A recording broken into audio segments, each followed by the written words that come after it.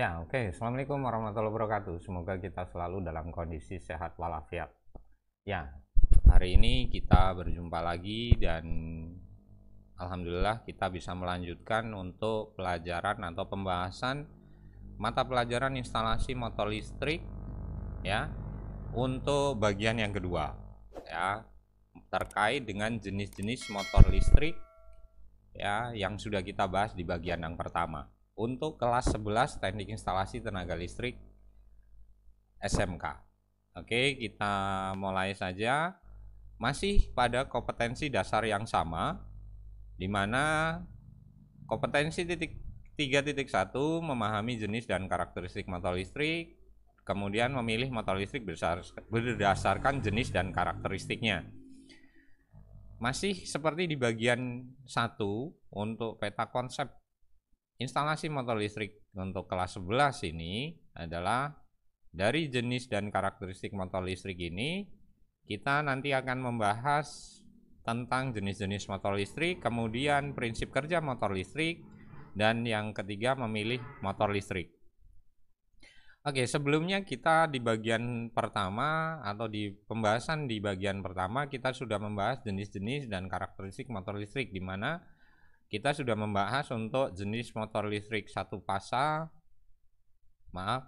untuk motor listrik DC arus arah dan motor listrik arus bolak-balik atau AC, di mana dari motor listrik DC kita juga sudah membahas beberapa jenis motor listrik dan karakteristiknya. Kemudian untuk motor listrik bolak-balik atau motor listrik AC kita sudah membahas untuk motor listrik 3 pas, dimana kita kemarin sudah membahas tentang motor 3 pasa, rotor sangkar maupun rotor lilit. Nah, pada kesempatan hari ini kita akan melanjutkannya untuk jenis motor listrik arus bolak-balik yang kedua, yaitu motor listrik 1 pasa. Ya, kalau berbicara tentang motor induksi 1 pasa, prinsip kerja motor induksi 1 pasa ini nanti kita akan mencoba untuk pelajari bersama ya. Ini dijelaskan menggunakan teori medan putar silang atau crossfield teori. Jika motor induksi 1 pasa diberikan tegangan bolak-balik 1 pasa, maka arus bolak-balik akan mengalir pada kumparan stator ya. Jadi jika motor induksi 1 pasa ini diberikan tegangan bolak-balik 1 pasa, maka arus bolak-balik akan mengalir pada kumparan statornya ya, kumparan stator ini. Bagian yang diam, kumparan statornya akan teraliri arus bolak-balik. Kemudian arus pada stator ini menghasilkan medan magnet yang ditunjukkan oleh garis yang ada anak panahnya ini ya. Yang sebelah kanan ini dari atas ke bawah ke kanan. Kemudian yang sebelah kiri ini dari bawah ke atas ke kiri dan seterusnya. Nah, ada pemisah A dan C. Ini nanti akan menjadikan kutub utara dan kutub selatan. Untuk titik A dan titik C ini menjadi kutub selatan. Yang selanjutnya, arus stator yang mengalir setengah periode pertama akan membentuk kutub utara di titik A dan kutub selatan di titik C pada permukaan stator. Ini yang tadi kita lihat. Jadi pada setengah periode pertama, gelombang pertama ini akan membentuk kutub utara di titik A dan kutub selatan di titik C ini.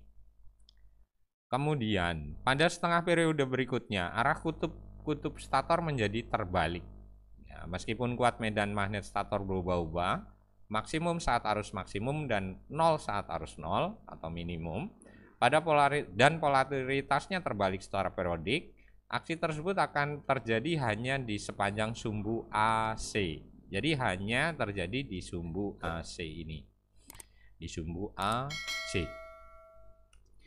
Ya, dengan demikian medan magnet ini tidak berputar, tetapi merupakan sebuah medan magnet yang berpulsa pada posisi yang tetap. Jadi medan magnetnya tidak berputar, tetapi hanya pada posisi yang tetap. Nah, seperti halnya pada transformator, tegangan terinduksi pada belitan sekundernya. Nah, belitan sekunder ini pada motor 1 pasa ini adalah rotornya atau kumparan rotor, di mana kumparan rotor pada motor induksi 1 pasa pada umumnya adalah rotor sangkar, di mana belitannya terhubung singkat di masing-masing ujungnya, maka arus akan mengalir pada kumparan rotor tersebut. Nah, sesuai dengan hukum Lenz, arah arus ini ya, ini bisa ditunjukkan di gambar yang selanjutnya ini ya. Maaf, di gambar yang sebelumnya sebenarnya ya. Nah, di mana sesuai dengan hukum Lenz itu ya, arah dari arus ini adalah sedemikian rupa sehingga medan magnet yang dihasilkan itu akan melawan medan magnet yang menghasilkan. Jadi arah medan magnet yang dihasilkan oleh stator itu arahnya berlawanan dengan arah medan magnet yang dihasilkan oleh rotor. Nah, arus rotor ini menghasilkan medan magnet rotor dan membentuk kutub-kutub di permukaan rotor. Oleh karena kutub-kutub ini juga berada pada sumbu A dan C dengan arah yang berlawanan terhadap kutub-kutub medan magnet yang dihasilkan oleh stator, maka tidak ada momen putar yang dihasilkan pada kedua arah, sehingga rotor tetap diam. Ya, rotor tetap diam.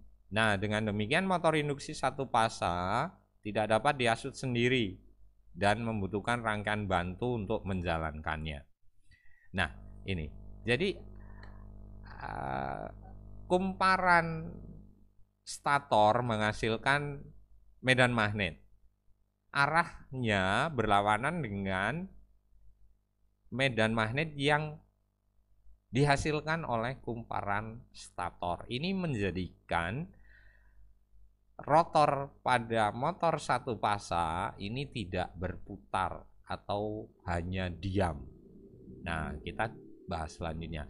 Nah, makanya motor satu pasa ini butuh alat bantu untuk berputar. Nah, ini nanti yang kita akan bahas, menjadikan motor satu pasa ini menjadi ada beberapa jenis. Oke, kita lanjutkan. Ya, yang pertama motor satu pasa, motor split pass ya. Motor split pass atau motor fasa belah ini juga disebut sebagai motor resistansi start atau motor start dengan tahanan seperti motor listrik lainnya. Nah, motor split pass ini terdiri dari dua bagian, yaitu stator dan rotor. Sama sebenarnya. Rotornya dalam bentuk rotor sangkar, sedangkan statornya terdapat dua gulungan utama dan gulungan bantu. Nah, kumparan utama dibuat dari kawat yang lebih besar daripada kumparan bantunya. Hal itu dilakukan untuk memberikan induktansi yang tinggi tetapi tahanannya rendah. Nah, kumparan bantu dipasang di atas kumparan utama. Hal itu dilakukan untuk memberikan induktansi yang rendah dan tahanan yang tinggi, yang berarti arus dalam kumparan bantu akan mendahului kumparan utama. Adanya sudut fasa menimbulkan medan putar yang tidak sempurna, tetapi cukup untuk start motor tersebut. Sehingga jenis motor ini mempunyai kopel start yang buruk. Untuk mendapatkan medan putar yang baik, maka kumparan bantu harus diputus apabila motor sudah berputar normal. Oleh karena itu, perlu menggunakan saklar sentrifugal yang dipasang pada poros rotor. Saklar sentrifugal akan bekerja membuka karena adanya gaya sentrifugal. Kumparan bantu yang menghubung deret dengan saklar sentrifugal akan membuka pada saat putaran mencapai 75% dari putaran penuh. Ya, ini gambarannya untuk motor split pass dari skema motor split pass, di mana tadi kita sudah bahas bahwa motor split pass itu ada rotor, kemudian ada kumparan utama dan kumparan bantu. Di mana motor satu pasa pada prinsipnya menghasilkan medan magnet stator yang arahnya berlawanan dengan medan magnet yang dihasilkan oleh rotor, dan motor satu pasa tersebut tidak memiliki momen putar atau tidak ada gaya untuk memutar rotor. Nah, sehingga ada jenis motor split pass atau motor satu pasa. Split pass ini yang menjadikan motor satu pasa ini memiliki kumparan statornya ada kumparan utama dan kumparan bantu. Sebelumnya diketahui bahwa kumparan utama itu terdiri dari kawat yang lebih besar daripada kumparan bantunya agar memberikan induktansi yang tinggi tetapi tahanannya rendah. Nah, kumparan bantu dipasang di atas kumparan utama. Ini maksudnya adalah di gambaran ini ya, bahwa arus kumparan utama ini akan menjadi berbeda sudut fasa dengan arus pada kumparan bantu.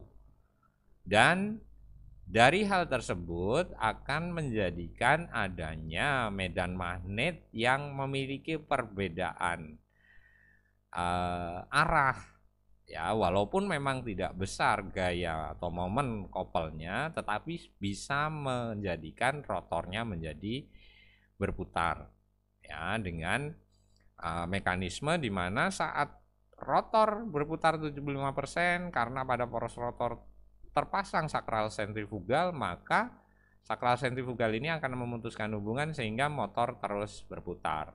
Ini yang menjadikan motor jenis ini disebut sebagai motor satu pas untuk jenis split pas. Oke, pembahasan pada kesempatan atau pada bagian 2 cukup sampai di sini. Semoga bermanfaat dan saya ucapkan terima kasih.